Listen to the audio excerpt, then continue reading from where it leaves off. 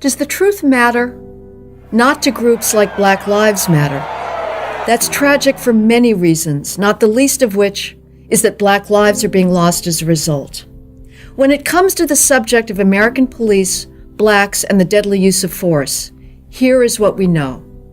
A recent deadly force study by Washington State University researcher Lois James found that police officers were less likely to shoot unarmed black suspects than unarmed white or Hispanic ones in simulated threat scenarios. Harvard economics professor Roland Fryer analyzed more than 1,000 officer-involved shootings across the country. He concluded that there is zero evidence of racial bias in police shootings.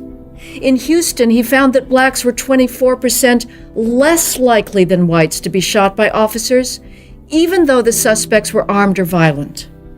Does the truth matter? An analysis of the Washington Post's police shooting database and of federal crime statistics reveals that fully 12% of all whites and Hispanics who die of homicide are killed by cops. By contrast, only 4% of black homicide victims are killed by cops. But isn't it a sign of bias that blacks make up 26% of police shooting victims, but only 13% of the national population? It is not, and common sense suggests why. Police shootings occur more frequently where officers confront armed or violently resisting suspects. Those suspects are disproportionately black. According to the most recent study by the Department of Justice, although blacks were only about 15% of the population in the 75 largest counties in the U.S., they were charged with 62% of all robberies, 57% of murders, and 45% of assaults. In New York City, blacks commit over 3/4 of all shootings, though they are only 23% of the city's population. Whites, by contrast, commit under 2% of all shootings in the city, though they are 34% of the population. New York's crime disparities are repeated in virtually every racially diverse city in America. The real problem facing inner-city black communities today is not the police, but criminals. The Black Lives Matter movement rose to prominence after the fully justified killing of thug 18-year-old black man Michael Brown by white officer Darren Wilson in Ferguson, Missouri. They claimed Wilson murdered Brown for racist reasons. That was totally false. But facts, evidence, these mean nothing to the Black Lives Matter movement and their allies. Defending criminals and rioters and lying about police, that's what matters to the Black Lives Matter movement. So, what do the Black Lives Matter folks want? According to their website, they demand the, quote, immediate arrest of Officer Darren Wilson, a man that even the racist Eric Holder-run Justice Department acknowledged shot Michael Brown in self-defense. The Black Lives Matter movement, they want to see the creation of a, quote, national policy specifically aimed at redressing the systemic pattern of anti-black law enforcement violence in the United States.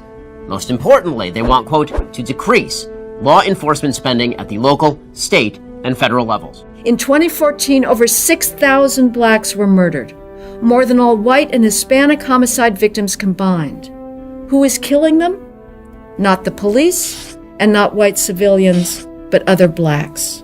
In fact, a police officer is 18.5 times more likely to be killed by a black male than an unarmed black male is to be killed by a police officer. If the police ended all use of lethal force tomorrow, it would have a negligible impact on the black death by homicide rate. In Chicago, through just the first 6.5 months of 2016, over 2,300 people were shot. That's a shooting an hour during some weekends. The vast majority of the victims were black. During the same period, the Chicago police shot 12 people, all armed and dangerous. That's 0.5% of all shootings. Does the truth matter? By fighting the cops, the Black Lives Matter movement and their Democratic allies get black people killed. The real threat to young black men doesn't lie with white police officers at all. In reality, cops don't over-arrest blacks. Crime victim reports match arrests in terms of racial data. Sentencing disparities among races, that's an effect of prior criminal history and other variables, but not race. Police actually hesitate more often in violent confrontation with black suspects, and they shoot black suspects less often than white suspects in similar situations. The real threat to young black men lies with other young black men. Black people generally are almost 8 times more likely to be murdered than white people, according to statistician Nate Silver. Murder is now the #1 cause of death for black males 15 to 34, and virtually all of those murders are committed by other young black men. Black men represent approximately 6% of Americans, but nearly 40% of all murder victims and perpetrators. And it's been that way for a century. In the 1920s, one estimate put the black murder rate at 7 times that of whites. In 1950, the black murder rate was 12 times the murder rate of whites. Why the disparity? Because for generations, white racist Democrats did not want to police black communities. Democrats threw black men in jail for petty crimes against whites, but they did nothing when black men murdered other black men. There is no government agency more dedicated to the proposition that Black Lives Matter than the police.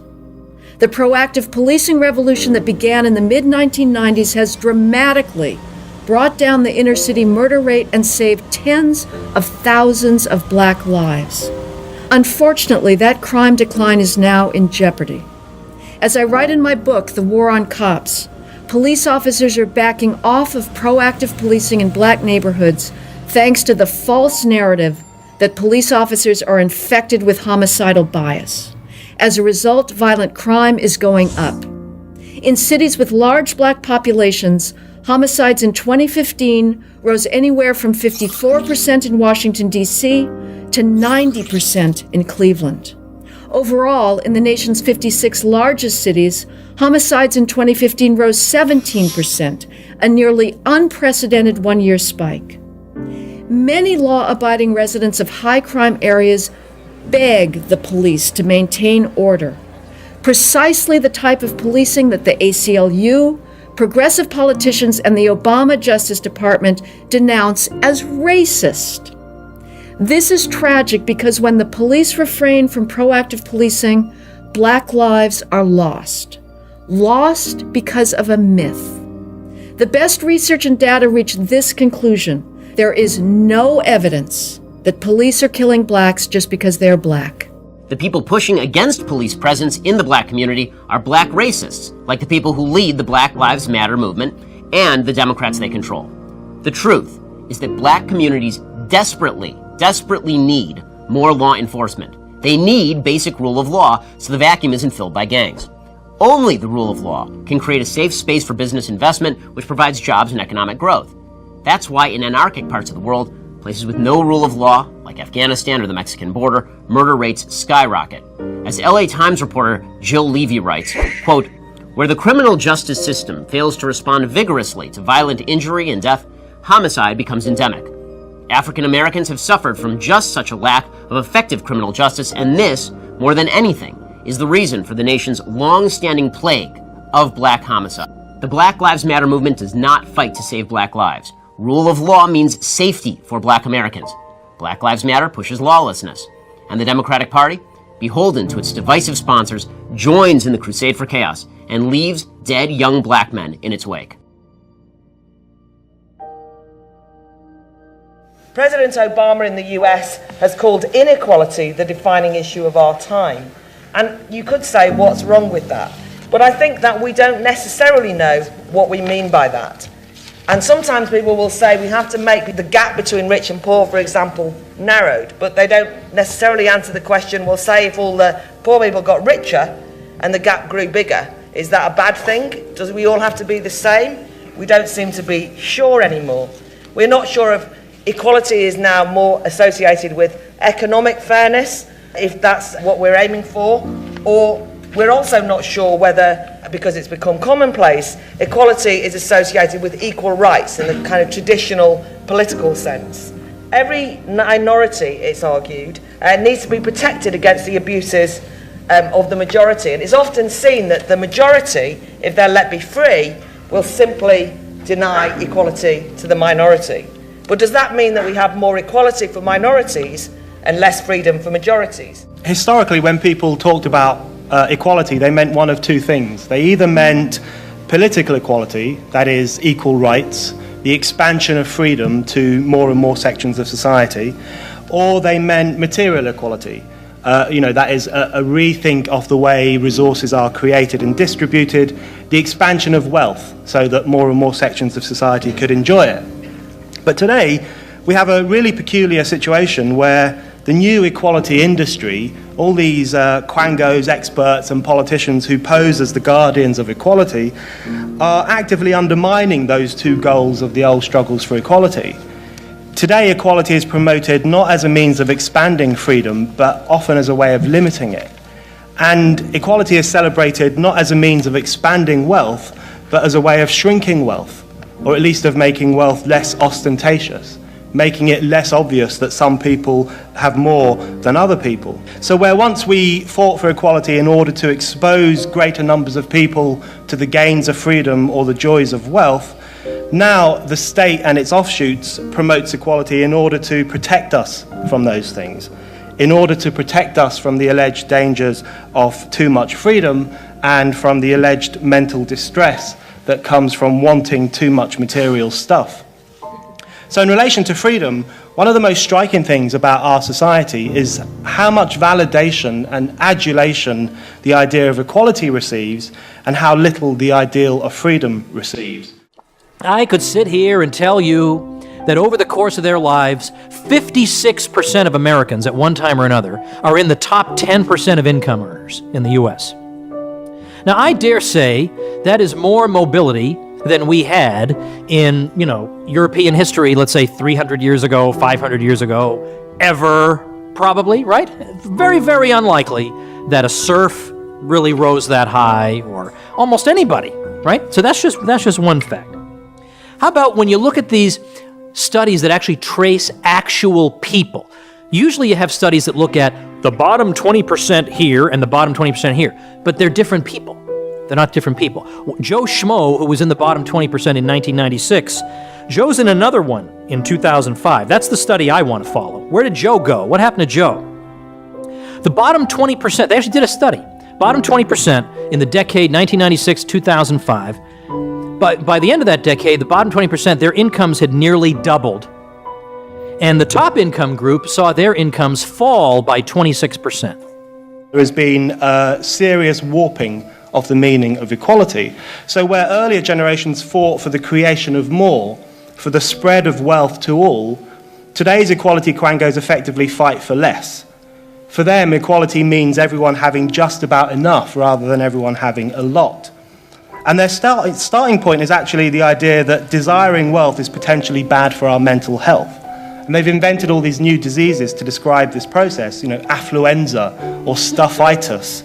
They've kind of pathologized the desire for wealth, treated it as a kind of mental sickness, because their aim is to lower horizons. It is equality as therapy, where the aim is to make people feel better about the fact that they live on less than others. So they want to lower the perks and privileges of the rich in order to stem jealousy and desire amongst the poor. And this was best summed up by Will Hutton of the High Pay Commission, who recently said, "The knowledge that ostentatious consumption is possible has a shadow effect on every British citizen." In other words, the aim is to protect us, poor British citizens, from the sight of wealth, from the sight of all those fat cats living it up, because it might harm our mental health if we see how rich people can become. So what we have, I think the key problem today is the treatment of equality as an end in itself, the treatment of equality as the good end goal of policy making, where everyone ought to be the same. Everyone's earnings, everyone's educational outcomes, everyone's self-esteem should be the same. In the past, equality was not treated as an end in itself. It was treated as a tool, first for the expansion of freedom, and second for the expansion of wealth. It was about unleashing people's potential. Today, equality is promoted as a form of restraint, reining in certain dangerous freedoms, dampening down material desire. And that is why it's so attractive to the political elite. And I think we ought to tell them that actually we don't want to be equal, we're more interested in being free.